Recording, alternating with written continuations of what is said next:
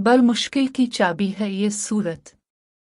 आपकी हर मुश्किल हल होगी, आपका हर जायज़ काम होगा, आपको हर आपके जायज़ मकसद में कामयाबी मिलेगी। रिश्तों का, शादी का, अपना घर लेने के लिए आपको नौकरी नहीं मिल रही या नौकरी कर रहे वहाँ मुश्किल आ रही है, तो आप रोज़ सूरत अल-ज़ुहा पारे 30 सूरत 93 का वर्द फजर और मगरिब की नमाज पढ़कर वही बैठ के पढ़ना है।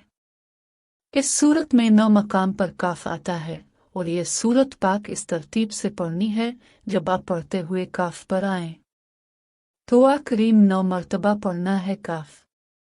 ये वाला है, ये अमल 9 दिन का है। इंशाअल्लाह आपका मकसद हल होगा। अगर खुदा न खास्ता ना हुआ हल के करीब हैं तो फिर यही अमल दोबारा शुरू करना है और करते वक्त हर काफ पर 18 बार करीम पढ़ना है और यही अमल तीसरी बार दोहराना है। तो तीसरी मर्तबा पढ़ते हुए जबकि पर आए तो आकरीम 27 मर्तबा पढ़ना है। अल्लाह के करम से हर मकसद हल हो जाएगा। अमल करने से पहले 3 पाव बड़ा गोश्त लेकर सदका देना है।